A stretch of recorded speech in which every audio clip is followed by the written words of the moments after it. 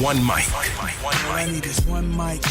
It's just different. One mic with Big Mike. The overall tenor of what he's saying is very stupid. And they say his style is too urban for the radio. Maybe it's not racism. Maybe it's placism. Brother has to know his place, right, Bob? One mic with Big Mike. Things aren't always what they seem. A sports talk show, but no subject matter is off limit. Don't just tell me that the reason something's being done is because that's the way it's always been done. Because the first thing I'm going to say to you is slavery.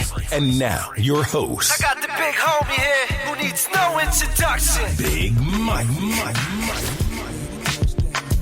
All I need is one mic. What up? Welcome to the weekend. It is the One Mic with Big Mike show. Got a little bit late of a start today. Had some technical issues before the show, but we will persevere. We'll get in and get out today. That's what she said. Probably won't go till 9 o'clock today, but we'll get all the pertinent information in. Once again, I am your host, Big Mike, being heard right now on Spreaker.com, the Spreaker app, as well as TuneIn, Blastfy, and One Mic with BigMike.com. You can get me live 7 o'clock Eastern every Monday, Wednesday, and Friday on all four of those platforms. If you guys want to be involved in the show, I do suggest that you do that by joining my live interactive chat room. Just click on that little thought bubble you see. If you're listening via Spreaker or the Spreaker app on your mobile device, or you're listening via my website, onemicwithbigmike.com, you'll see a little thought bubble. Just click on the little icon. A couple of steps later, you will be inside my live interactive chat room. Also, I do suggest that you guys sign up for your free Spreaker accounts. That's Spreaker, either .com or the app for all of your mobile devices. Sign up for your free account. It's just like signing up for, Twitter or Facebook or all those things. And then search for my show, the number one, MICWITHBIGMIKE, and then follow me. That way, every time I go live, every Monday, Wednesday, and Friday, you guys get a little alert. And when you get the alert, you can alert your friends. And you can alert everybody you know to tune in to the One Mic with Big Mike show right here on Spreaker. Now, if you don't get a chance to stick around for this entire show, don't worry. The 4 outlets that I mentioned earlier, you can get archived episodes there, as well as on iTunes, iHeartRadio, not YouTube today, or my Facebook page, One Mic with Big Mike. Facebook is acting like a little BI, and the screen is telling me that something's wrong, so I can't stream my video today. Oh, well, look at here. Everything just popped back up. You know what? You know what we ought to do? Let's try it. Let's try to get the video up so everyone gets the entire experience. So the everything that I'm doing is streamlined. It's the same every day. So we'll work on that here for just a second. What else do I need to mention? Make sure you guys are following me on Twitter and Instagram as well at the number one, MICWITHBIGMIKE. And the other way you can be involved in the show is by using my sound off line. You can either call and record whatever you like to say about the show or about me, or if you want to answer the question of the day, which I'll give you here in just a second, you can call 404-902-8104, or you can text that number if you want to put your thoughts into writing. The question of the day for today is, how big a deal is it really? Yesterday, we had 2 NFL preseason games. Cowboys took on the Seahawks, and the Atlanta Falcons took on the Miami Dolphins. Yeah, Miami Dolphins. So my question is, and then before the game, Ezekiel Elliott was spotted out at a marijuana dispensary, a legal marijuana dispensary, since the Mary Jane is legal in Washington State for recreational use. And today, everybody made a big deal about it. He didn't buy any. He wasn't seen buying any. And I'm sure people were capturing him on camera. They would have loved to catch him buying some marijuana or sampling some marijuana, but he didn't. And today, everyone made a big deal about it. And I want to know from you, do you think it was that big of a deal? Like I said, you can answer via the live interactive chat room, or you can do so via my sound offline, either by calling and recording your answer, or any commentary you would like to leave. It's up to you. Or you can just text it at 404-902-8104. Now, as far as today goes, at the bottom of the hour, we'll take our normal break today. I'll make sure I keep up with where the clock is, since I started late a little bit here today. At the bottom of the hour, after the first break, we will take a look back and do the daily segment called On This Day, where I give you guys some factual is the word I'm looking for in English, factual tidbits on the world of sports and some things that have happened on this particular day in history. Also, I'm going to talk about, of course, what came out of those 2 games last night. It was kind of wild, man. Hold on, I gotta get my setup right again here for this live stream, and hopefully everything goes off without a hitch. All right, cross your fingers, everybody. Here I come. Oh, sorry, didn't mean that way. That's what she said. All right, so there I am. I think the live stream is up and popping. It's on and popping right now on my Facebook page, ONEMICWITHBIGMIKE. If you want to check out my ugly, horrendous, just grotesque mug while I'm doing my show. But yeah, at the bottom of the hour, we're going to do on this day. I do it every day where we take a look back into the annals of sports and give you guys some historical tidbits. We're going to also talk about some miscellaneous things. There's an update to the Ryan Lochte saga. He's what I call white winning. Something was written very interestingly today. Not interestingly, but I found it interesting about Hope Solo. And 2 things. College football season starts today. Who knew? Yeah. Hawaii's taking on Cal in Australia, of all places. So that's going on. But this Ole Miss thing, everybody remembers on draft day, Laramie Tunsil, somebody leaked a video of him smoking weed out of a gas mask, and then he proceeded to hit the podium for a press conference in which another message was leaked from his account that entailed a conversation between him and a coach that he was getting money from to help his mom, which of course can't have that. Can't not pay him and help their mama pay bills. What? So anyway, the NCAA is ratcheting up the investigation on that. And I'm gonna tell you later on what they're doing to make sure, they get their guy. If that's how you want to, phrase it or whatnot. See, everything's going wrong now. I'm looking at what's going on here with this live stream, because I started one earlier and everything went to crap, and I'm doing another one now. I'm not sure if you guys can see it. Where's Renee when I need her, so she can tell me if this freaking thing is working, man? This is all her idea. This damn. Oh, okay, there it is. Sorry, Renee. All right, so we only got a couple minutes to the break, and I wanna start the show off today. Did I mention everything I'm going to talk about today? Oh, the other NFL stories. I got a story on Trey Mason, and this is a story that I've kind of held on until I got pretty much what I wanted or what I thought I was going to get. Trey Mason's kind of flown over the cuckoo's nest over the last couple of months. He's been dealing with the police a lot lately and some very bizarre affairs. And there was something that I mentioned on Facebook. I didn't even mention it. I kind of just alluded to it that, told people to keep their eyes on this situation, because I felt like something was going to come out of it, and it did. So I'll get up on that. I got to give you guys my take on the Joey Bosa situation and how Joey Bosa can save face moving forward. Because at this point right now, I'm sure everybody knows the Chargers have now rescinded their offer, their quote-unquote best offer to Joey Bosa. And this rookie he's the only rookie holdout. I'm not sure who that reflects the worst on, if it's Bosa or the ball club. Not really sure, but I do think I have a way in which he could save a little face and come out of this thing without looking so bad.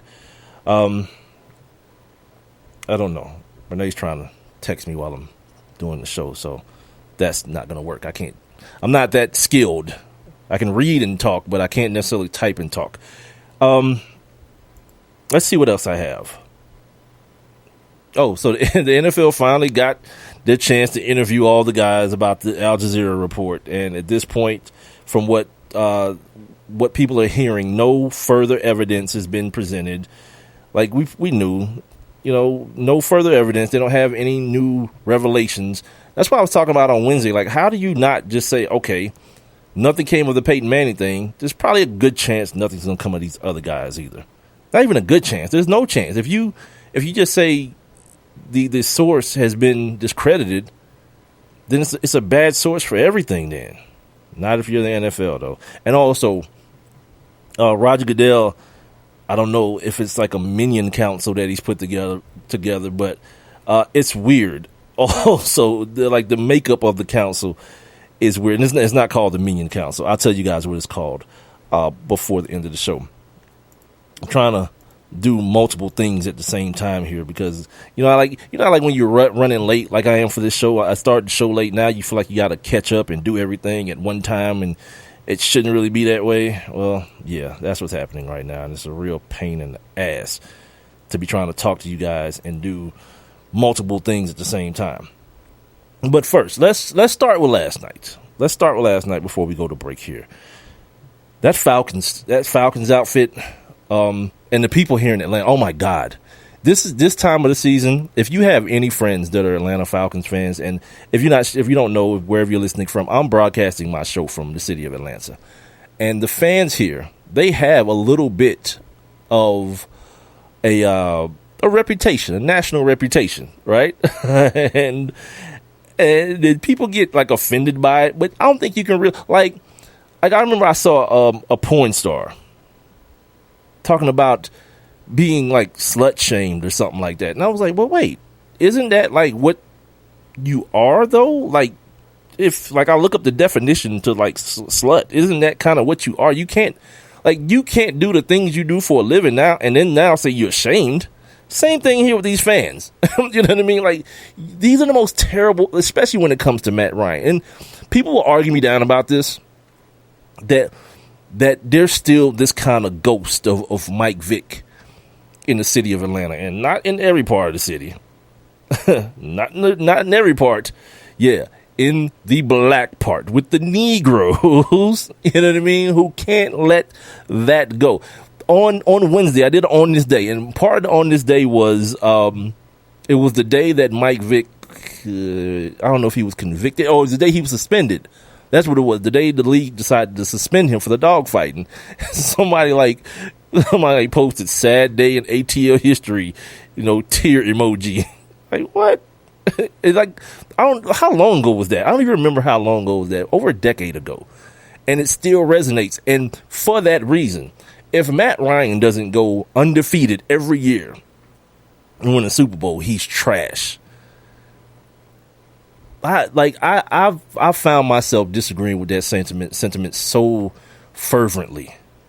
You know what I mean? This dude is not, I don't know, he's not Cam Newton, right? That's obvious. But nor is he Brian Hoyer either. Matt Ryan's a very decent quarterback, but the thing is, and this is what I talked to D'Orlando Ledbetter about 2 weeks ago, who covers the Falcons for the AJC here in Atlanta, that he's a guy who, if you have an offensive coordinator who's stubborn and he's trying to do the whole square peg through the round hole thing, you can't do that with Matt Ryan. He has a specific skill set that will allow him to thrive. There's certain quarterbacks that you put him in whatever system and it's going to ride out. It's going to be cool. Matt's not that guy. And when I asked D'Orlando Ledbetter about it, he said that the Shanahan offense is, I call the play. You don't change the play. You don't audible. You don't check out of anything. You don't go from like some guys you hear go from not necessarily a good play to a great play, but go from a bad play to a less bad play. You know what I mean? And sometimes it's as simple as changing the direction of the run if you see the defense stacked to a certain side. Simple things like that. Not a total, let me call 3 plays in the huddle and check with me. Like, there's certain guys, Peyton Manning is a guy who we know had the ability to check with me. And for the longest, Matt Ryan had that ability. But for whatever reason, man, with Kyle Shanahan, he's got that Shanahan pride. Like, my offense is going to do everything, and we don't need the quarterback to do much. And it's handcuffing Matt Ryan. Like what you saw last night, if you was looking at the same thing I was looking at, you saw you saw an unsure quarterback in a lot of situations. You saw him like patting those feet. The times that you see him more comfortable is when they get him out the pocket. They get him rolling out, where he doesn't have to really make a decision. The guy's right there. It's either the tight end leaking out or whatever, or maybe a back as a check down. Those things are easy. And those are the plays that you call for like a second-year quarterback. Matt Ryan, I feel like, has earned the respect and earned the right. He's done it before. That's what D'Orlando told us, that he was taught to do these things, to change plays and take control of the offense as a rookie. And to force him to regress. Let me tell you this before I go to break, and I'll come back and I'll continue this conversation after I do On This Day. Donovan McNabb. When Donovan McNabb went from the Eagles to the Redskins, what ended up happening was this fool, Mike Shanahan and his son, told Donovan McNabb, who'd been in the league like 28 years, we got to change your mechanics. And because Donovan McNabb, and this is probably my only problem I've ever had with this dude, he doesn't seem like a very manly man. That's willing to stand up for himself. You know, with the stuff with T.O. and all that. He's very like, he always comes across as like a meek individual. Because if it's me and I've got all this under my belt, all these NFC championships under my belt, I'm going to tell the Shanahans to go to hell, B. I've been doing this way too long. The way I've been doing it. For now, you to come in here and act like I'm some sort of damn rookie. And change, like you changing someone's mechanics. Imagine someone, Madison Bumgarner, the pitcher for the Giants, the San Francisco Giants. He's got a kind of an awkward delivery, but it works. He's a Cy Young candidate. He's an awesome pitcher. Now imagine some dude thinks he's smart enough. You know what? I can turn you from awesome to even more awesome and then wreck his whole situation. Same thing happened with Donovan McNabb. I think the same thing. I said it last year. The same thing looks like it's happening with Matt Ryan. I'm going to take a break. I'm going to come back and I'll talk about this. I got to talk about this Cowboys game as well and all the stuff surrounding Ezekiel Elliott as well. It is the One Mike with Big Mike show here on a Friday. Got a little bit late of a start today, but you know we're gonna make it do what it do. Shout out to my guy Peter Quill. He's in the chat room along with the lovely Renee Cooper. You guys can be there as well if you're listening on Spreaker.com or my website or the Spreaker app. Click on that little thought bubble; it'll get you right up in there. Or if you guys want to holler at me via text, it's 404-902-8104. I'll be right back. I heard on the news about that 5-year-old who found his uncle's gun. The kid didn't know it was loaded. I heard on the news about that 14-year-old girl who was bullied online. For like a year, she couldn't take it anymore, so she got her dad's gun from his nightstand. I heard on the news about that guy who broke into someone's house, stole a gun from the hall closet. He accidentally shot his cousin in the head. She killed herself. And later, killed the owner of the store he was trying to rob. If you own a gun, you have a full-time responsibility. When you aren't using it, be sure it can't get into the hands of curious children, troubled teenagers, a thief, or anyone else who might misuse it. Your family, friends, and neighbors are all counting on you. Remember, always, lock it up. For more information on firearm storage safety, visit ncpc.org. This message brought to you by the National Crime Prevention Council, the Bureau of Justice Assistance, and the Ad Council. We asked kids what it took to be a dad. This is what they had to say. A father is always present. I mean, what real father figure can you have if they're not there? In order to be a good dad, you need to love your son. You need to put gas in your car so you don't break down in the middle of nowhere. And you need to make them breakfast. Yep. I mean, just to maybe play like a board game with me, or to just stay home and play some video games with me. Just to do like that one little thing is what I really look forward to. I'm not asking him to be a perfect dad, but he should try. He's just a constant force in my life. There's no other type of love like a dad's love because it's not comparable to anything else. Take time to be a dad today. Call 877-4DAD-411 or visit fatherhood.gov. Brought to you by the U.S. Department of Health and Human Services and the Ad Council. And now, back to One Mike. What are we waiting for? Let's get to it. With Big Mike.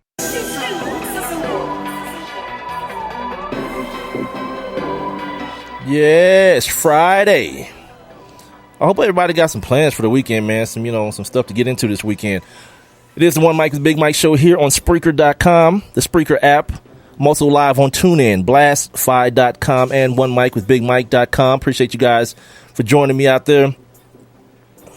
If you guys want to get inside the conversation and be a part of the conversation, hop on in my live interactive chat room by clicking on that little thought bubble you see. Now, you only see it if you're listening via Spreaker.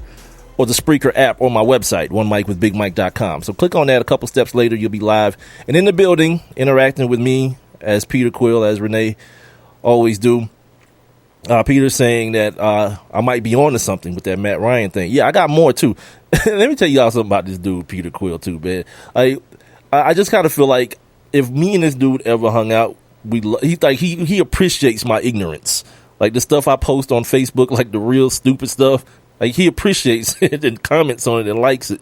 And I definitely 100% appreciate that, man. If you guys want to check out the episode or any part of the episode that you don't miss or any previous episodes, you guys can just go to any of the 4 outlets that I just mentioned, or you can go to iTunes, iHeartRadio, or YouTube as well. And I'm also streaming live video on my Facebook page. It's ONEMICWITHBIGMIKE. Now, before I move on to On This Day, let me give you guys a schedule for the rest of the weekend as far as your NFL preseason games go. Here in a couple minutes, we're going to see Buffalo at Washington. Get to see not Teddy Bridgewater, Tyrod Taylor, and I think Sammy Watson's going to play today. So we may get a chance to see Sammy Watkins face off against Josh Norman, the best corner on earth per him. The Washington Redskins going to need to find him a running game too, or some more running backs. Matt Jones hurt that elbow. Maybe George's favorite son, Keith Marshall, the other half of Gershel. Maybe he'll get a little bit of run. Jimmy Garoppolo, Jimmy G, has got the Patriots going in, taking on Cam Newton. Got to see Kelvin Benjamin do his thing coming back off that ACL last year. So we want to see Kelvin Benjamin get back to his rookie season form. Pittsburgh and New Orleans at 8 o'clock, Cleveland and Tampa Bay at 8. We'll talk about those games here in a little while as well. I just want to get my opinions out on the first two since they're starting here in a couple of minutes. Green Bay is at San Francisco later on tonight at 10 o'clock. And Kansas City's at Chicago. Oh, that's tomorrow. Sorry. Wait, what? Yeah, tomorrow. So we'll get into tomorrow's games here in just a second. Before I go any further, let's take a look back. Now, let's take a look back. On this day. All right, on this day, your Friday edition, your last one of the week, ladies and gentlemen. On this day in 1939, the first Major League game is telecast on W2XBS in New York, a doubleheader between the Cincinnati Reds and the Brooklyn Dodgers at Ebbets Field. On this day in 1947, check this name out. This dude's name is Don Bankhead. Yeah. Shout out to ATL. He became the first black pitcher in the major leagues. Yeah, write that down. Black History Month starts early here on the One Mike with Big Mike show. Don Bankhead, first black pitcher in the major leagues. On this day in 1961, the official International Hockey Hall of Fame opens in Toronto, Ontario, Canada. You want to tell you something about this place? This Hockey Hall of Fame? There's a book called Black Ice, right, in which these guys did a bunch of research and found out that runaway slaves actually invented the game of hockey. But the International Hockey Hall of Fame will not recognize it. They got newspaper clippings and all this kind of stuff, like real deal stuff of these guys, these black guys inventing this game of hockey, but they don't want to, you know what I mean? They don't want to give the Bros no props. On this day in 1971, the New York Giants football team announces it's leaving the Bronx for New Jersey in 1975. Did not know the Giants played in the Bronx before 1975. On this day in 1999, Michael Johnson captures the 400-meter world record, which is his no longer. That South African kid got it now, right? Just beat it in the 2015 Rio, 2016. Why do I always say 15? 2016 Rio Olympics. And by the way, 2015 was a horrible year for me. I don't even know why I want to keep going back there. On this day in 2002, the first video streaming coverage of a Major League Baseball game takes place on the internet, as though it could appear anywhere else. Where else would you stream video? Anyway, approximately 30,000 fans visit the MLB.com website to see the New York Yankees defeat the Texas Rangers 10-3. And ladies and gentlemen, that is your final On This Day of the week. This Friday episode of On This Day. All right, moving on here. We got to get back to talking about these Atlanta Falcons, right? And I know. I live here. This is my home. I'm from here. I know the temperament of the fan base here. And I can't even be like, calm down, because maybe you shouldn't, because things look kind of bleak. But it's not all on the quarterback. I know he's the guy that gets paid the most, and I know he's the centerpiece of the offense. He's the guy who touches the ball every play. I understand all those things. But look, like widen out, zoom out a little bit. Like, you see the style of the offense, the pass routes. My God, there's so many, like, deep ends. You know what kind of hose you have to have attached to your shoulder to throw those throws, to make those throws confidently and consistently? You know who else? You know who had one of those? His name was John Elway. Hall of Famer, one of the, like, in many people's estimation, the best quarterback to ever play the game. And Kyle Shanahan is running that offense. Matt Ryan ain't got that on his shoulder, man. Matt Ryan is a timing quarterback. He's a touch quarterback. He's not Joe Flacco, just whistling the ball past people's ear holes. No, it don't work like that. And I think the undoing of number 2 here in Atlanta is going to be that offensive coordinator stubbornness. We saw it last year. Like, while everybody was getting their panties in the bunch, when everybody was throwing parties and planning Super Bowl celebrations, those 5 first weeks of the season, it was me. Calm down, man. Understand what you're looking at. It was fool's gold from the beginning. Now, I didn't know it was going to collapse the way it did, but what I did know, it was fool's gold, and people were going to be able to catch up to that very easily. And as soon as they did, no adjustments were made. And I'm not the only one. I found out I'm not the only one that shared that opinion. Orlando Ledbetter, a dude that's at practice every day, pointed the same thing out to us 2 weeks ago. That as an offensive coordinator, Kyle Shanahan did not self-scout. What that means is, look at himself the way defensive coordinators might look at him and say, okay, now 5 weeks then went by. What are the tendencies? What do I need to change? Nope. Nope. All last year, there was little signs of it, man. Julio Jones saying, man, we come out to practice, we come out to the game on Sunday, and everything feels different than it did during the week. It's the best player on your team saying this. But it got readily ignored by everybody but me. I was like, that means something. That definitely means something. And last year when everybody was talking about, man, I can't believe they doing that to Roddy. Nah, it wasn't that. Because you understand now what was really good. People are not getting this offense. It doesn't seem like this offense is sinking in. In year 2, it still doesn't seem that way.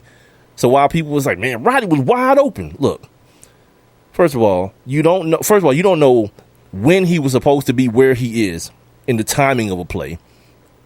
You can't call somebody wide open and once the camera finally zooms out and the ball is already thrown because the defenders are turning and running at that time. You know what I mean? And I'll reiterate this part of my stance. If Roddy White was that wide open last year, he'd be wide open for somebody else's team this year.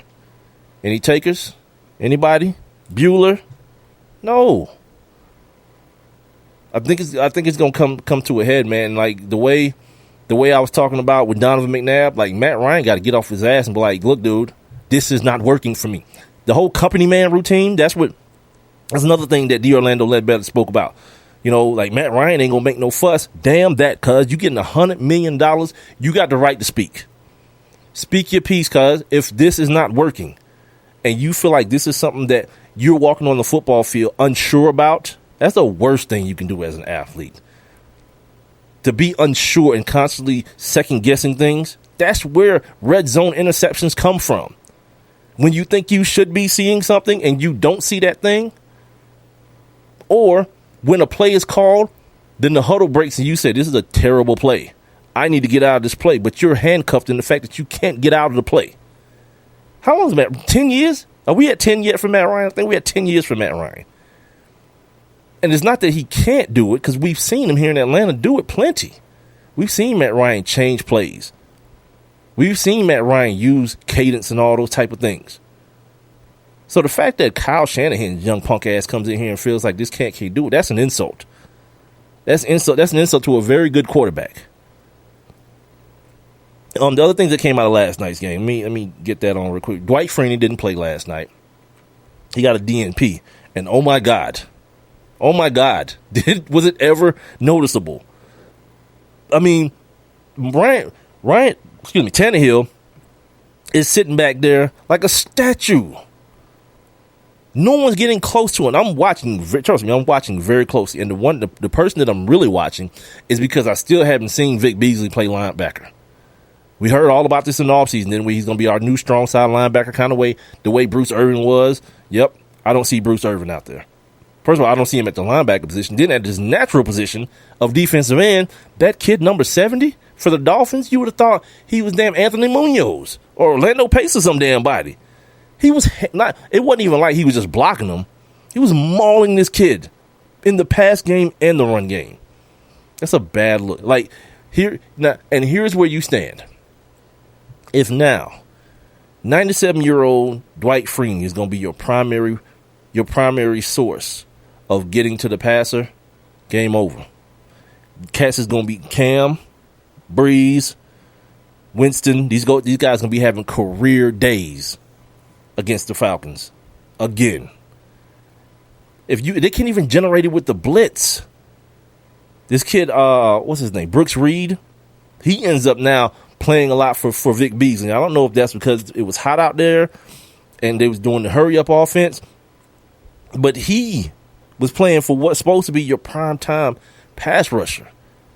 And he wasn't even sniffing it. I mean, he wasn't even getting close. That explosive first step that we was hearing about coming out of Clemson, I don't see it. I think I'm looking through pretty clear vision. I don't see it. I mean, towards the end of the second half, he wasn't even on the field. That's got to be concerning, man. Other concerns: Adrian Claiborne. Left with a shoulder injury.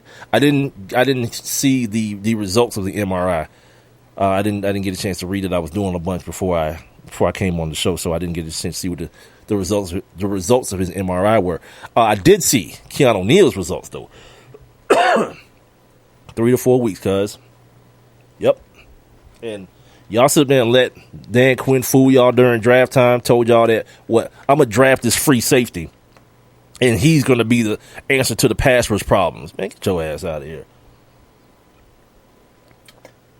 And what's crazy is, so many of y'all bought that. Like, come on, man. You got to be able to, as a fan, man, you got to be able to smell BS from a mile away. That's all that is. Ain't no damn way. He's going to get exposed. And we've seen it throughout the preseason. He's going to get exposed in the passing. That's how he got his damn knee blew out yesterday. Arian Foster's 98 years old. Still putting moves and stiff arming this boy out of his damn mind. This young, speedy hitter. And he is a hitter. First quarter, yeah. He came up through the he came up with secondary support and knocked the hell out the running back. That's fine, cool. It's the NFL though, cuz you and nickel half the damn time. More than half. You gotta be able to cover somebody. I don't know, man. The last 2 first round picks are on the field. And they young. Yeah, I understand. They young. But, my gosh. You know what I mean? It's real deal. Now he's out for 3 to 4 weeks. So now where are we at, you know? The only time I saw the Falcons defensively being able to make plays on the other side of the line of scrimmage was when they brought extra defenders. Against the run, I mean. Even against the pass, they wasn't. These dudes was running into each other during their stunts and all that kind of stuff. Like, they'd never played football before. And had Ryan Tannehill standing back there like he was Dan Marino. Yeah, it was just weird. And on the other side of the football, you saw some real defense being played. You know, I think that Dolphin squad, they might be all right. Though Mario Williams is going to have to get off his ass. And Cameron Wake, if he can come back. I didn't realize that dude played 7 games and had 7 sacks last year. My God, but he got hurt. So he's got to stay healthy. But yeah, that was a real defense that they saw last night. Now we're not going to act like it was I don't know. It's hard for me to do that in the NFL because everybody has talent. But it wasn't like they was playing against some slaw dog defense. But for what it's worth, I don't know. Like people is just too casual a fan for me to actually give the fan base the credit that they may want, man. It's just like one of those. Man, God, this corner from Buffalo just made a hell of a play. Yeah, dudes is out here getting money, dude. Because like the first thing the fans here in Atlanta want to do is Matt Ryan. Yeah, Matt's not playing well, man. He's not because And I do believe that it's because he is a quarterback that needs things to be right around him. And I think the organization knew that from the beginning. That's why you spend 5 picks on one guy. That's why you go get Julio Jones. That's why you trade for Tony Gonzalez. Because you understand Matt Ryan can succeed, but he's not going to do Andrew Luck type deal. He's not going to be that type of dude. He's not going to be Cam Newton out there with Ted Ginn and Jericho Cotry. That ain't going to happen. And then go to the Super Bowl? No, hell no. Matt Ryan is like most quarterbacks. Most good quarterbacks, he's going to need help, man. And a part of that help is you saw the way he flourished under Dirk Cutter, man. And I bring this up to people all the time. When Dirk Cutter got hired here in Atlanta, he went and got Matt Ryan. And it was like, look, let's put the playbook together, me and you, so that now I know what you like based on watching film. I know what I can put on. I know what I can add to what you do, what you like to do, and we can all be successful. That Kyle Shanahan thing, man, yeah. I'm not going to be surprised, man, if at the end of this season, man, he's looking for a job somewhere else.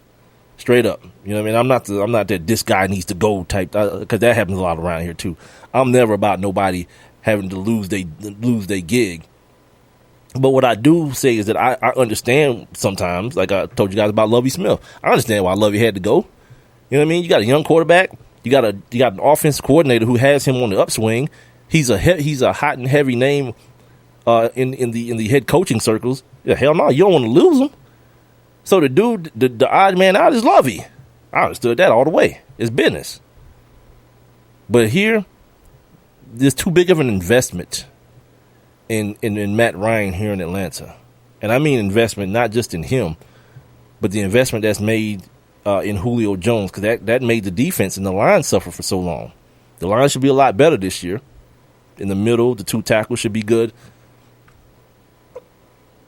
But all those sacrifices were made for Matt Ryan to succeed. And if you got somebody in here that's holding him back, and that somebody is Kyle Shanahan, again, what does it sound like? Sound like the odd man out, doesn't it? Also the other thing, Julio Jones hurt his ankle on a deep ball. Another one of those Broncos, those, like, if you remember the days of Rod Smith and Ed McCaffrey, those deep cross the field posts, those were staples. Even with Jake Plummer, those were staples in that offense. Outside the pocket, deep, going from one zone to another. Those things, first of all, take time and arm strength. And secondly, man, like, if you want to get the ball to Julio Jones, like, look what the Browns are doing with Terrell Pryor. Yeah, just run past dudes. You ain't got to get tricky. He's Julio freaking Jones. You don't got to get tricky. If you look out there and it's one dude, run by him, cuz my bet is the dude that's across from you is not faster than you. It ain't got to be. It don't got to be a whole. It ain't got to be with all the bells and the whistles, man. And especially when you, again, talking about Matt Ryan, he's a timing quarterback. He need to get back there, hit that back foot, and let the ball go. So he throws the ball up. The ball is short because, again, you're not going to overthrow that dude. I don't care who you are. I don't care if you are John Elway. You ain't outthrowing number 11. But then Julio is such a violent player. You know what I mean? That he ends up with those type of injuries all the time. He ends up hurting his ankle, colliding with the other guy. Whereas, you see a guy like AJ Green, who is hurt a lot too, but I think that's more attributed to his body style. He's a lanky, skinny dude. But AJ is like smooth. You know what I mean? Julio was like a freaking bull, dude. That dude is like fast and power all in one. So sometimes when he goes up for the football, even the ball he caught yesterday coming across the middle, he gets tackled. He's like, it just looks awkward when he falls because everything is moving at such a rate of speed with such power.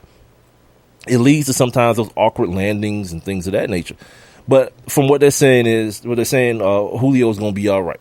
Which is, I guess, good news for everybody. But I don't know how good of news we're talking about, man. To be honest with you, if your quarterback got the yips, man, if he's back there in the pocket and he's like, got the tap shoes on because he ain't sure about where to go with the football, yeah, man, It's a real tough situation. If you're a Falcons fan, man, get ready for a long season. It is the One Mike with Big Mike show. We're going to get ready to wrap up this segment here in just a second. I'm going to go to 8:30 tonight, man, because I want to get out of here. I got some stuff I need to do and watch some of this football that's distracting me right now while I'm talking. I'm live on Spreaker.com, the Spreaker app, TuneIn, as well as Blastfy.com and my website, OneMikeWithBigMike.com. I'm streaming live video currently as well on Facebook at Facebook.com/ONEMICWITHBIGMIKE. If you guys want to be a part of the show, jump on in my live interactive chat room. Click on that little thought bubble you see on the Spreaker streaming player, as well as on my website, One Mike with Big Mike, on that streaming player. You guys be inside the live interactive chat room, or you can send your text to 404-902-8104 and let me know what you think. The question of the day, by the way, also is about Ezekiel Elliott, and we'll get to that here in the next segment before we get out of here for the weekend. We want to know how big a deal is it really? He was at a legal weed dispensary in the state of Washington while they were playing the Seattle Seahawks. He was there a couple of hours before game time, which for whatever reason people making such a big deal about, like they didn't see what he did in the game. You know what I mean? Like he was at the weed place and was like, you know what I'll do? Not play well tonight. No, he killed it. First time we got to see this dude. It was awesome. So the question of the day is, man, how big a deal was it to you? Maybe I'm the one I'm usually the one that's off, but you know, in the world that we live in of everything's a big deal, how big a deal is it, man? Once again, the sound off number is 404-902-8104. You can text your answer to that or get inside my live interactive chat room and answer there as well. Or you can leave your comment below this live streaming video that's going on YouTube. I got a little bit of a late start. I keep saying it wrong. A little bit of a late start. Let's see what's going on in the chat room. Peter Quill saying he hopes Neal comes back strong. The Falcons' run D look good. Pass D not so much. Hey, yeah, guess why? Yeah, why drive when you can fly? Cuz yeah, of course. Yeah, I remember they used to say that about the Minnesota Vikings when they had the Williams boys in the middle, right? There's a stout run defense, but they suck at pass coverage. Oh, you don't say. You don't say. Yeah, because in the NFL, they really want you to run the football. Nah, hell no. You gotta be the run game is whatever, dude. Who gives a damn? That's why you see look at how many running backs just keep getting cut, and people ain't putting up with that junk. If you want to be like homeboy Carlos Williams and show up fat and get suspended, we'll just cut you. It's all good. And find another one. You know, that's why, I hope, if you're a Cowboys fan, I hope this Ezekiel Elliott thing works out. In big ways, too, because I'm never, ever, I don't care who it is. I didn't even care that it was Todd Gurley, and I loved watching Todd Gurley at Georgia. I think Todd Gurley is an awesome human being, awesome running back in the league. But top 5, 10 running back in today's NFL, I'll pass. I'll go get me a Devontae Freeman, cuz, in the 3rd round and run the junk. A Tevin Coleman in what was Tevin Coleman, the 4th round? Yeah. I got 2 running backs with a combined draft round of 7. Yeah, run that. I don't give a damn. You know? Because I'm going to throw this damn ball around. That's what the NFL says you can do. That's what the rules dictate that you do. That's what I'm going to do. Nah. People still talking about Todd Gurley is going to be, unfortunately, man, Steven Jackson. He's going to waste away with the Rams. Because it don't look like Jeff Fisher's going anywhere. They talking about extending his ass. Yeah, y'all seen Hard Knocks. Don't act like I'm the only one. That's going to be a bad football team. Todd Gurley's going to end up with 1,300 yards, 1,400 yards. They're going to be 6-10. That's a bad football team. And you can give me all that, but they playing the NFC West. I know. Here's the thing, though. They've been playing in the NFC West. They've been beating the NFC West team's ass, too. It's the other games that they struggle in. Go figure that. Tough-ass division. Can't beat nobody outside it, though. Can beat everybody within it. Yeah, that's a bad football team, man. They're dumb, too. They're dumb.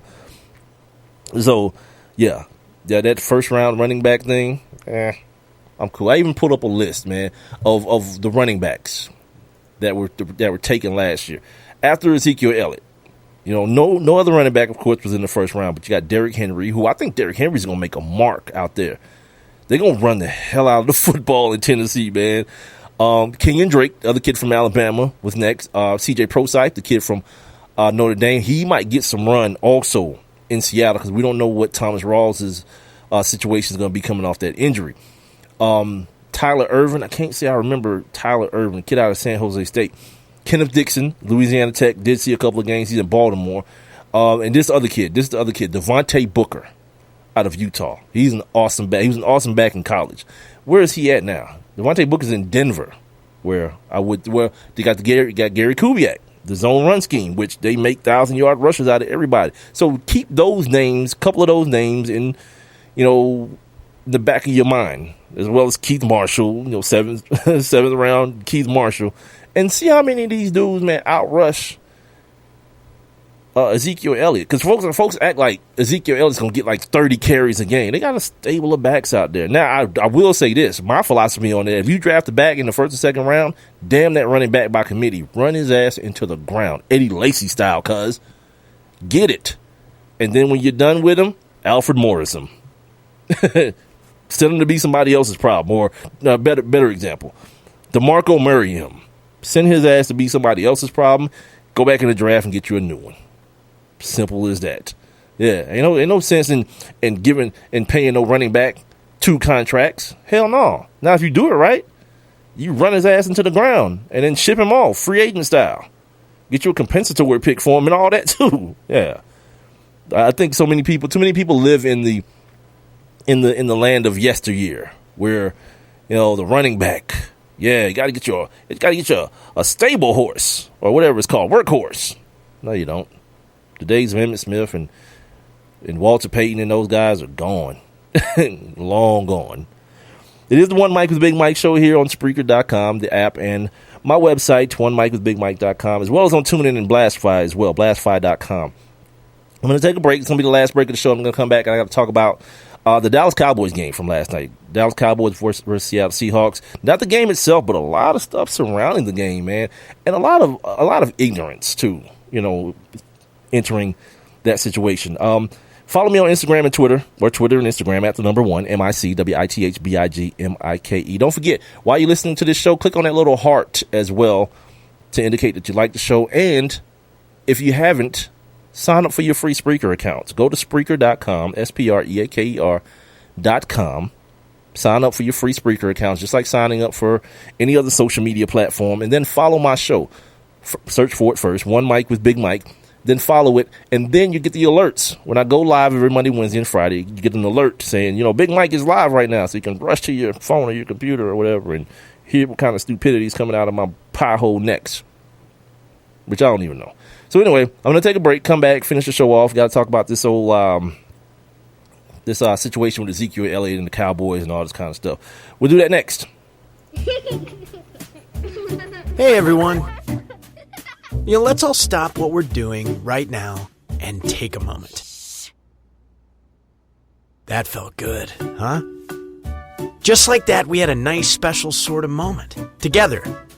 Of course, they don't all need to be quiet moments to be special. They could be loud moments, goofy moments, sporty moments, dorky moments. Moments where we talk or walk or just hang out. It doesn't really matter. They all count.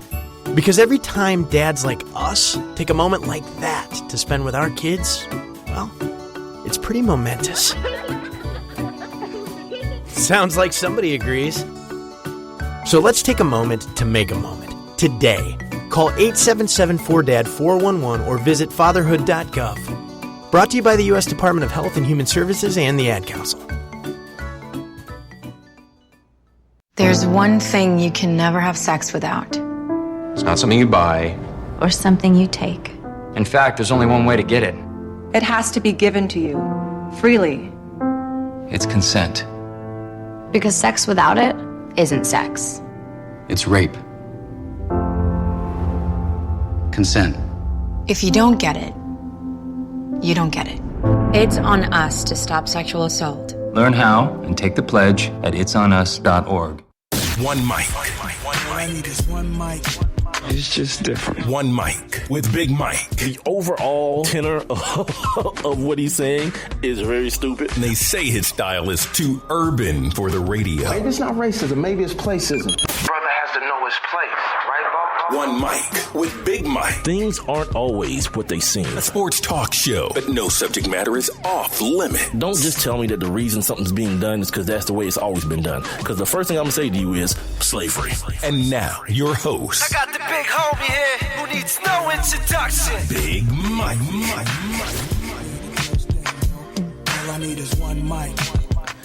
Yep. Got about 30 minutes left in today's episode of the One Mic with Big Mike Show. Appreciate everybody for hanging out with me and for hanging out all week, man.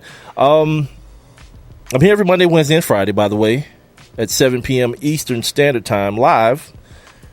And next week, we're back. We're back to the guest train next week. I'm going to reach out to my guy, Steve Silver, from thelegalblitz.com. We got to talk about some of the stuff that's going on in the NCAA. The investigations, the stuff that was going on with Alabama and UGA and the transfer rules and all that kind of stuff. He's a guy who's well in the know with all these things, so I'm gonna try to reach out to him and have him join us on Monday. Then on Wednesday, wait a minute. Yeah, Wednesday we're gonna talk to Michael Collins of fansided.com. He's a college sports editorial director and national columnist. We got to make sure we get ourselves, because I haven't been talking about it much, and I don't know that I should apologize for it, but I just haven't been talking a lot about college football season. It's kind of snuck up on me. So we'll get Michael Collins in here on Wednesday, and on Friday from the show Ballers, our second guest from the show Ballers, HBO's Ballers, Donovan Carter, the kid who plays he's with Reggie all the time. God, his name's on the tip of my tongue too, man. I can't think of his character's name. The big guy who tore his Achilles. God, I'm hearing the fake Jerry Jones on the show when he says bye. Anyway, y'all know who I'm talking about, right? The kid with crazy ass Reggie, and they had the girls come over with their breasticles out to try to cheer him up. They bought him a llama last week and all this kind of stuff. God, what is his name?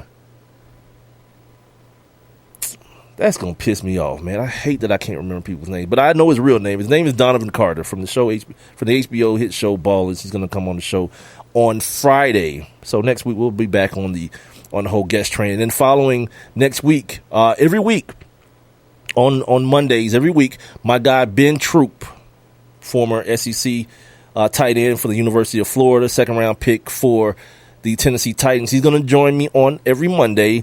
And we're going to call it Troop Talk, and we're going to talk about the previous weekend of NFL and college football. Vern, God dang it, I am no dose. This dude just show up all the time, like Jesus. Like what they say, he may not come when you want him, but he's always on time. That damn I am no dose boy. God dang it, Vern, yeah, big Vern, who always be. They started the show off with the dude doing blow off some chick's breasticles and then getting caught on camera doing it. But anyway, so Vern will be on the show. Now, damn, his name's not Vern. He plays Vern on the show. His name's Donovan Carter. He'll be on the show on Friday, and I just forgot my train of thought just now. So Ben Troop every Monday, and then because fantasy football, of course, you got the One Mic with Big Mike Fantasy Football League, which I don't think Renee is signed up for all the way. Renee's gonna play, and Renee says she's a jerk when it comes to competitive situations. She didn't say it in that way, but I'm just kind of, ad-libbing. Yeah, we're going to have my guy, Matt Latofsky from the Sporting News, fantasy expert. He's going to come on every Wednesday to answer your fantasy football questions and help you get your lineup set. See, I'm not a selfish a-hole like you might think I am. I could have kept him all to myself and just shot him off a couple texts, when it's time for me to draft and all those kind of things, but I didn't. I'm here to share them with everybody, so you guys can send me your questions. You can do it via the sound off line. You can record them at 404-902-8104. You can text them at 404-902-8104, or during the show, you can drop them in the live interactive chat room, and I'll read them to Matt. Tell me what guys that you're conflicted about, if you should start them or sit them and all these kind of things, and Matt, he'll get you straight, man. So that's coming up, and I don't think we have a steady Friday thing. We're going to leave Friday open for like any type of, those big fish that Renee go out there and catch for us. So, yeah, football season should be Should be a little bit of fun, man. It's 8 o'clock. Let me make sure I tell you guys what games are on right now. Don't go to them right now. Stick with me, and then you can go when that's over with. Okay. I thought I had it up here. Maybe I didn't. Who cares then? Whatever. You guys got a dang preview guide. No, here it is. All right. Tomorrow, August 27th at 1 o'clock, we got the Bears hosting the Kansas City Chiefs. On the 27th at 7 p.m., that would be tomorrow as well. Shoot, where'd it go? Philadelphia is going to be at Indianapolis. Detroit will be at... Why the hell is this moving around? It's skipping around. Detroit will be at Baltimore. New York will be at New York. The Jets and the Giants will go at it. And then at 8 o'clock, Tennessee will be at Oakland. LA will be at Denver. And then Sunday, San Diego will be at Minnesota. Arizona will be at Houston, and Cincinnati will be at Jacksonville. Now, the last game yesterday, the final game yesterday, which was kind of crappy because they made us watch the rest of that damn Falcons game, so we couldn't see the beginning of the Cowboys game, in which Tony Romo went down. He got hit from the back by Cliff Averill people got real stupid about this, real quick. Tony's got to protect himself. What the hell do you think he was doing? He saw, what's the kid, 56 in front of him, and he went to slide, but he didn't see Cliff Averill's angry ass behind him. And as he was sliding, Cliff Averill came and bent him over. Not jailhouse style, but, bent him over and tweaked his back a little bit. And the one thing that I heard Tony Romo talking about, I think a lot of people can relate to this. If you ever experienced any kind of injury, an ankle or broken bone or something, the first time after you're supposedly healed from the ankle, whether it be surgery or just having it heal on itself or whatever the ailment may have been, the first time you may get hit on it or somebody knocks up against it again, you kind of go into a panic a little bit, oh my God, not again. And then, you might realize, oh, okay, it's not that bad. It's okay. I'm good. And I think that it feels like that's what happened to him. It was a more of a frightening thing for him than anything. But then, social media is what it is, and it's why I hate it. But, that dude, Mr. Glass, he's soft as hell. That dude is 36 years old. Let me tell you something. I'm 39. If somebody would have hit me like that 3 years ago, they probably would have killed me. And this is not me being hyperbolic. I probably would have died. Ain't nothing soft about it. When he initially hurt the back, I don't know if people remember this. When he initially hurt the back, he came in through a touchdown pass and could barely walk. You know what I mean? A game-winning touchdown pass. Tony Romo is that dude, man, that people find it convenient to poo-poo on. But the reality is, it's like Matt Ryan's a damn good quarterback. He's a very good quarterback. He's a better quarterback than Matt Ryan, in my opinion. But he's a very, very good quarterback. But people find they're very, very... And I don't understand it either. I've never understood it. It seems like that would be for all the people who love the damn, the underdog story. Yeah, that dude is undrafted from Eastern Illinois, and he has broken every Dallas Cowboy quarterback record. That ain't supposed to happen, but it did. You feel me? But for whatever reason, people hate him. It ain't like he's this arrogant a-hole of a guy. It would seem like between the two, Tom Brady and Tony Romo. Yeah, Tom Brady's a way bigger a-hole, man. Look at him on the field, on the sideline and stuff. Look at him. But I don't know. Maybe people get blinded by the rings or whatever, but here's what it is. The other thing that happened last night that was good, if you're a Cowboys fan, you got to see Dak Prescott come in cold. Not scheduled to be in the game at that time, but come in cold and produce. Now, he threw a touchdown pass, and everybody was like, man, Dak Prescott came in and threw a touchdown pass. That's a terrible throw. He got away with a terrible throw, and Jason Witten just manned up against the DB. That's what that was. He was totally blanketed and covered, and Jason Witten just manned up and stole the ball away from a DB that was in very good position. Now, that being said, though, after that, the kid still played very, very well. You know what I mean?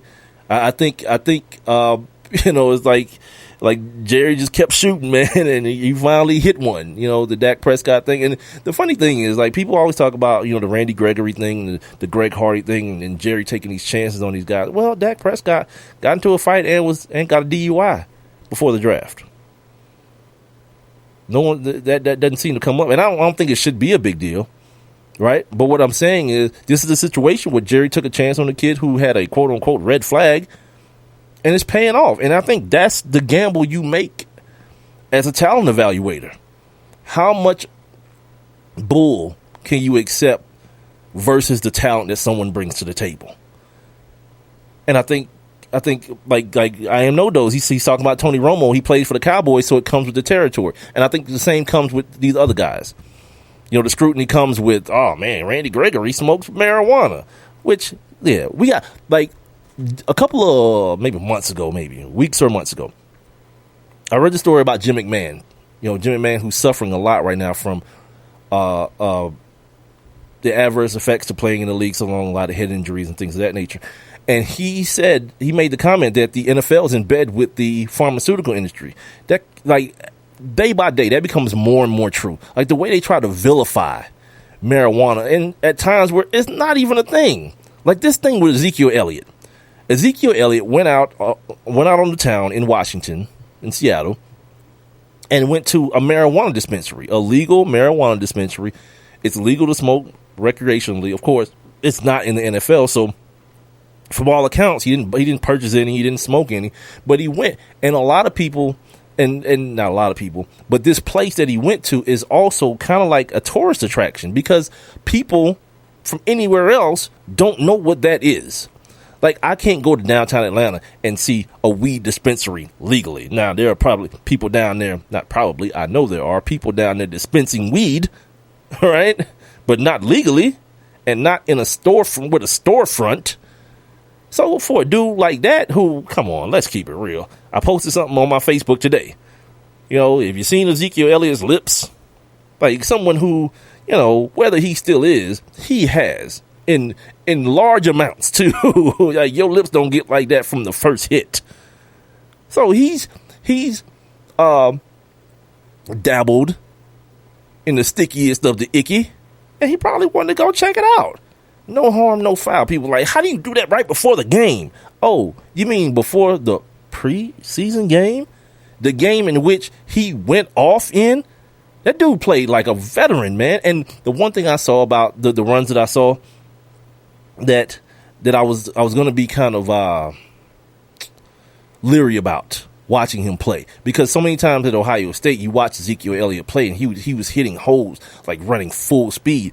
At the NFL, the NFL level, there's terminology called slow to quick through. You know what I mean? Like, you got to be patient in hitting the hole. Le'Veon Bell is one of the best at it, and I guess we'll see him. Oh no, they're playing right now. Ben Roethlisberger and the Steelers are playing right now as I'm looking at my TV. So yeah, Le'Veon Bell is going to be on the field tonight. And he's one of the best at just being patient and letting the block sit up in front of him and then hitting the hole hard. And I was wondering if Ezekiel Elliott was going to be able to temper himself with that great offensive line and not be too excited. He did a wonderful job, man, of stringing things out, putting his foot in the ground and getting downhill. I think the Cowboys got him one. Again, 4th overall pick or whatever it was. A running back. Look, I don't know, dude. I'm still not on that team because I live in the city and I get to watch Devontae Freeman play. You know what I mean? I watch plenty of dudes. A dude last night, Arian Foster, undrafted dude. You know what I mean? Like, dudes can run the ball. They can run the ball, and then you got to worry about them, of course, pass protecting and things of that nature, of course. But, you know, the guys that are willing can also be taught as far as, you know, the running back position. So, I don't know. You know, I don't know what to make of that Cowboy squad going forward.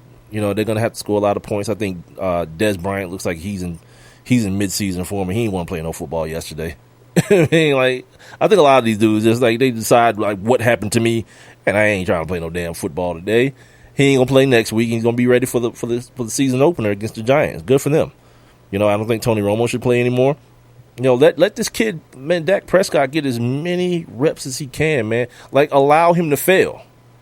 when it don't count. Like, allow him to see as much as he can and fail as much as he can so that you get these failures on tape to help him grow. Because as we saw from yesterday, man, like Tony Romo's 36 years old. He's not going to make it to 39 where Tom Brady is. You know what I mean? Here's the other thing, too. Like everybody's like all on Tom Brady's diet and avocado, what is it, avocado ice cream and all that. Yeah, come on, dude. Let me tell you something. I keep mentioning this to you, right? That dude, Anthony Bosher, that the kid, he's in jail now, right? The dude that was like working with Alex Rodriguez. When he did that sit-down interview and he said, you can be on this stuff as long as you want to and not get caught as long as you take it well. Now, looking at Tom Brady, one of his business partners is like this snake oil salesman dude that got this special water. He's been sued a bunch of times. The Patriots let him be all around the facility of giving him his own training room in the facility. He's got a store across the street. Yeah, you telling me, if you want me to believe that Tom Brady ain't on something that he shouldn't be, come on, man. Come on. I saw where Tom Brady started. Just look up Tom Brady Combine. Google that, and you'll laugh. You'll laugh till I do the next show on Monday. You know what I mean? It's One Mike with Big Mike. Got a couple minutes left in the show today. Appreciate everybody for joining me. Started a little late today. Had some technical issues with the Facebook, with the Spreaker console. Like, everything was just, jumping out the window. But I made it. I'll get a chance to talk to you guys, man. This is kind of like therapeutic for me as well. But I'm gonna get up out of here tonight, man. I gotta watch some of this football, man. The third preseason game is the one that we all kind of wait for to kind of gauge what teams are gonna kind of get a better gauge on what teams are gonna look like. Don't forget to subscribe to my YouTube page. If you're listening right now, head on over to youtube.com, and just type in One Mike with Big Mike and subscribe to that YouTube page. We're trying to get the numbers up on that because apparently something good happens. I don't remember, but Renee has laid down the law, so I have to follow it. Follow me on Twitter and Instagram as well at the number 1 MICWITHBIGMIKE. Let me see what else I got to mention to you guys. Oh, our advertising. I got to really make sure. I got my guy doing like some promos for it, so I don't have to always mention it. I could just play it during the commercial set. That if you or anyone has a product or a service or a company, and they like some additional exposure on the show. Right now, I'm what's the word I'm looking for? I'm being broadcast on 1, 2, 3, 4, 5, 6, 7 different outlets, as well as on Facebook, which would make 8 for the video. So if you guys would like some more exposure for your business, your company, your service, your product, or if you know someone who may, have them send me an email at mike@onemikewithbigmike.com, and Renee Cooper has all the product information and the advertising information and the different ways you can get on in, and they're very there's something for everybody's budget. You know what I mean? We ain't trying to break the bank on anybody. We trying to scratch backs that scratch ours. You feel me? So as we wrap up here tonight, let me see what else I had as far as NFL. So I told you guys before the show, Joey Bosa, right? This is what Joey Bosa needs to do, because right now no one wants to blink, and this kid is going to be losing money every week that he doesn't show up for work, right? And he's really dug in. Well, we always do that. We say he is really dug in, right? But in reality, he has people advising him. And if I'm him, because after the Chargers came out and said, you know what, this is our best offer, this is what's comparable to the pick before him, this is what it's going to be, and now if y'all don't want to take it, we're going to rescind it. And then Joey Bosa's people, his agent, came out and said, well, if they want to negotiate in the public, we're not going to stoop to their level. Well, here's what Joey Bosa probably has to do. He probably has to fire his agent. Whether he likes him, he might be family, whatever, he's got to fire him. And then blame everything on the agent and say, look, I wanted to be here the whole time. It was him holding me back. It was him keeping me back. Now, you have people who say, well, he's your agent. He works for you. Well, he can write that off to being youthful and ignorant. And then hop on in there, Get a couple of practices in for a couple, because he's not going to be in there day one. He missed the whole damn training camp. So get a couple weeks in, and then, like I always say, do what you want to do. Just ball. Like, don't be no bum. You know what I mean? Get your ass out there and play some ball. Also, let me make sure I mention this to you guys. There's a new chairman's committee in the NFL. Let me find the article here so I can describe to you guys exactly what that is, because it's kind of, it's so weird. You know what I probably didn't do, dude? I probably didn't save the damn article. Oh, no, here it is. I did. Smarter than the average bear. According to multiple reports, Roger Goodell sent a memo to NFL teams announcing the formation of the Chairman's Committee, made up of some of the most prominent members of the group that employs Goodell. You want to know who those people are? Sure you do. The Chiefs owner, Clark Hunt. Giants owner, John Mara. Patriots owner, Robert Kraft is on this thing. Texans owner, Bob McNair, and Steelers president, Art Rooney II, will serve on the committee. And apparently, this is supposed to be some type of checks and balances type thing with Goodell, but it doesn't really seem like he's relinquishing any power. It seems like more of a formality so that he can like take some of that, some of that crap off of Troy Vincent's neck. Because that's all he do. He just poo-poo down Troy Vincent's neck every time something happened. Like, I ain't do it. Troy did it. When the field didn't work for the Hall of Fame game, who took the blame? When Tom Brady got suspended, Troy Vincent. No, it was my decision. Wait, what? How you get in this? Yeah, so maybe now this is part of what that is, and maybe it's a step closer towards having some sort of disciplinary committee instead of this one-man judge, jury, execution situation that the players are so, pissed about, and I think they should be. You know what I mean? Because Roger Goodell loves to say that, this has been around the entire time, but yeah, the problem is no one has used it the way you have this entire time. Paul Tagliabue didn't do this while he was the commissioner.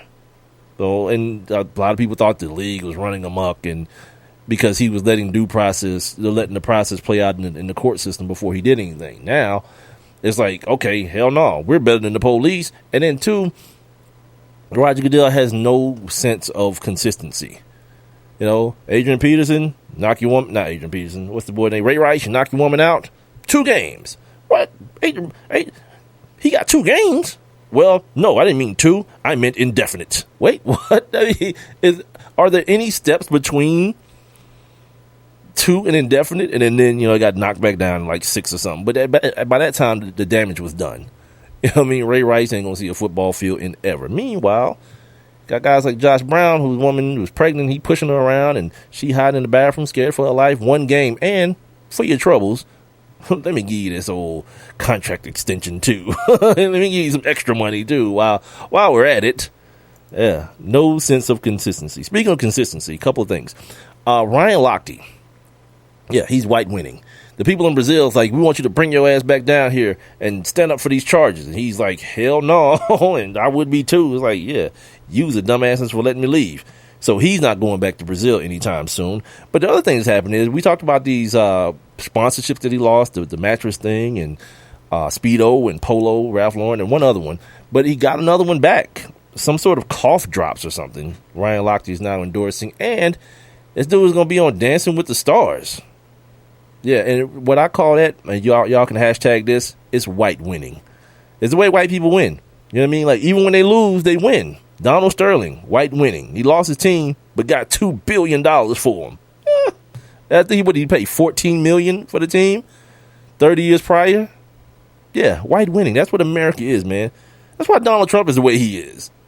He knows what it is. It's white winning. Like, no matter what happens, I'm going to win. Not only am I white, I'm a white male. With money. It's a question on how much, but whatever. More than the average dude. Yeah, he gonna white win, man. Every time. Hillary Clinton white winning. Yeah, this broad got so much stuff around her. She lost last time to Obama, but guess what? Came back again, didn't she? And about to win this time. Well, I don't know. Before I get myself in a situation where I'm talking about politics that I have nothing to do with. Did I just saw this on my notes. My man Rob Calloway, this is going to be the last thing, man. He sent out a tweet the other day, and I think I mentioned this. He talked about the hunter writing the lion story. And he paralleled it to what I'm doing here on my show and what he's doing with his website, sportsnewsandbrews.com. And by the way, you still got time to answer the question of the day brought to us by sportsnewsandbrews.com. It's about Ezekiel Elliott. We want to know how big a deal is it really that he was in a legal marijuana dispensary a couple hours before game time of a preseason game yesterday. Didn't buy any, didn't smoke any. But for whatever reason, it's supposed to be a big deal. To the point where, like, guys like Dan Patrick, like, this is what brings me back to the lion, or the hunter writing the lion story. You just can't do that. Why? Did we leave America or something? At a place of business, somebody just can't walk into, see what's going on, and leave? Took a couple pictures with people? Because it didn't seem like the dude was trying to, like, hide his face or anything. He's taking pictures with people up in the joint, or outside the joint. Then Merrill Hodge. I just, it's moronic. See, that's kind of where I kind of get like into myself with, like, come on, man, you got to find a different mode of vocabulary, dude. You on TV, you just call this kid a moron. Why?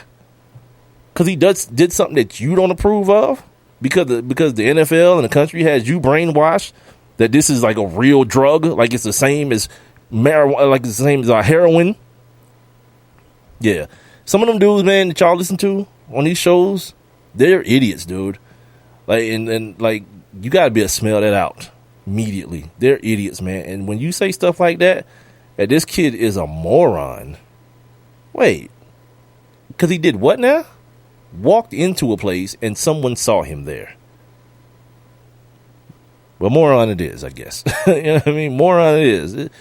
It doesn't make sense to me, but I talk about this all the time on this show, man. That's like the first go-to, and I try to caution y'all, the people who look like the people who are being written about and are playing these sports in the majority, to don't be so quick to just reach into the bag and pull the stupid out. Josh Gordon's stupid. He may be, but not because he smoked marijuana. That don't make him stupid. You know what I mean? Like, again, there's a big difference. This is the last thing. There's a big difference between being illegal and wrong.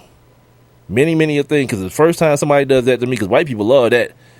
You know, when they do stuff, they go out and, like, kill lions and stuff.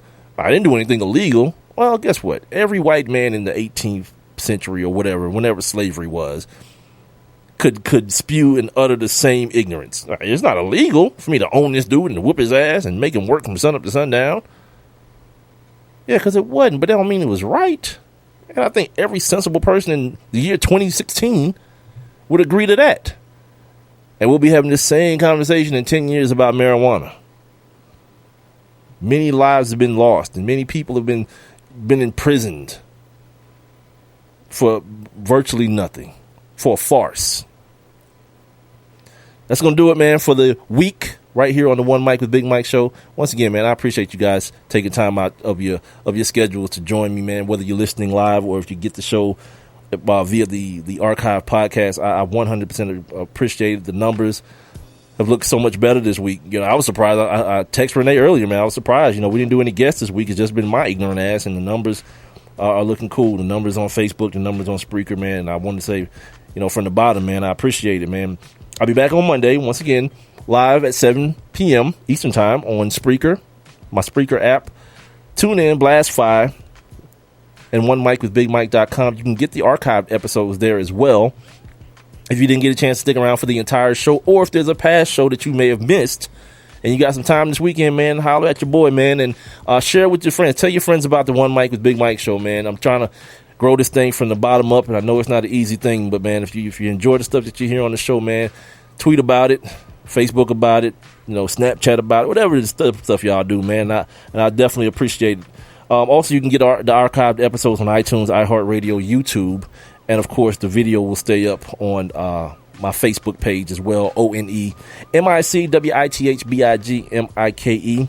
I'm about to get out of here, man. I'm about to watch some football, give me something to eat and all those type of things, man. You guys, this weekend, while you out and about and doing your thing, man, be safe, man. I hope to see you guys back here in my live interactive chat room or in my sound offline on Monday. Shout out to I Am No Dose, Peter Quill, of course, the wonderful Renee Cooper for hanging out with me in the chat room. I'll see you guys on Monday, man. Have a good one.